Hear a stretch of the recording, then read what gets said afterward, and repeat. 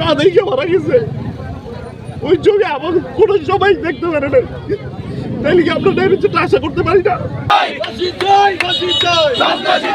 দিনটি ছিল 1992 সালের 10ই ডিসেম্বর। চরকুমারিয়ায় সালিসি নামে ডেকে খাবার প্লেটে বসিয়ে শফিকুল ইসলাম স্বপন ও 5 সহযোগীর চোখ উপড়ে ফেলে নান্টু মালত ও তার লোকজন। এমনটি জানায় শফিকুল ইসলাম স্বপনের ছেলে। তিনি আরও জানায় পূর্ব পরিকল্পিতভাবে জমির সালিসি নামে ডেকে সালিসির শেষ পর্যায়ে খাবার টেবিলে বসিয়ে খাবার দিয়ে খাবারের সময় অভিযুক্ত নান্টু মালত ও তার লোকজন শফিকুল ইসলাম স্বপন ও তার সহযোগী 5 জনের ওপর অতর্কিত হামলা চালায় এবং এক পর্যায়ে 6 জনের চোখ উপড়ে ফেলে। সেই ঘটনায় অভিযুক্ত নান্টু মালতকে প্রধান আসামি করে মামলা দায়ের করা হয় এবং দীর্ঘ 32 বছর পর রাজনৈতিক মামলা বলে খালাস পায় নান্টু মালত। এ নিয়ে ভুক্তভোগী 6 পরিবার একত্রিত হয়ে মানববন্ধনের আয়োজন করেন।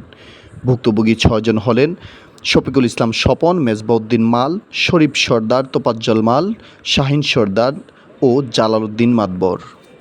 এটা যেভাবে রাজনৈতিক প্রেক্ষাপটে ঢুকায় মামলাটা বাদ দেওয়া হয়েছে বা খারিজ করা হয়েছে, তো আমাদের জীবনের উপর দিয়ে যে কোনো সময় যে কোনো কিছু যাইতে পারে। এতে আমরা সবাই অন্ততপক্ষে আমাদের জীবন নিয়ে হুমকির মুখে আছি।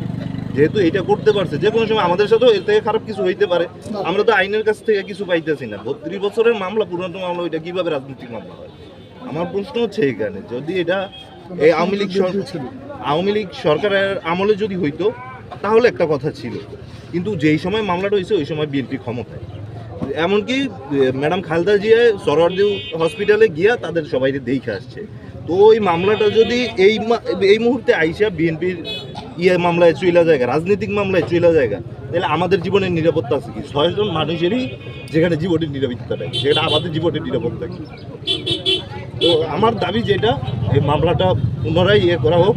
আবার এটা দোষী যদি তারা নির্দোষ হয়, আমি বলবো না যে তাদের করে, যদি তারা দোষী হয় তাদের যথাযথ শাস্তির আওতায় আনা হোক। এভাবে একটা দলের আওতায় থাকলে তাহলে আওয়ামী লীগ দোষ করছে। যদি এখন বিএনপি করার সুবাদে তারা খালাস পেয়ে যায়, তাহলে আওয়ামী লীগ দোষ করছে। আওয়ামী লীগ তো এই কাজই করছে, অন্যায় করছে, অবিচার করছে, যার কারণে আমরা সবাই মিলে একত্রিত হয়ে আওয়ামী লীগকে বিতাড়িত করছি।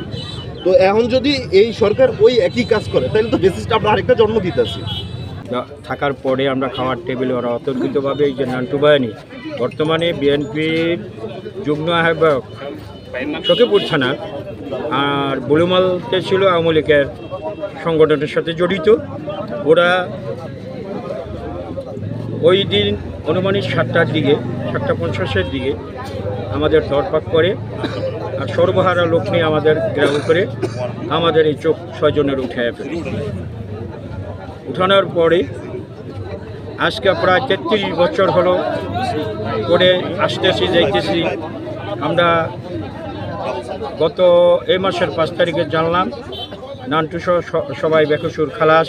রাজনৈতিকভাবে এটা খালাস দিছে। এই মামলা তো রাজনৈতিকভাবে ছিল না, একজন নিরীহ জনগণের জমির সমাধানের লক্ষ্যে তখন গিয়েছি। এখনও তো মানুষ আমাদের কাছে আছে, যতটুকু পারি ততটুকুভাবে ন্যায়ভাবে কাজ করি।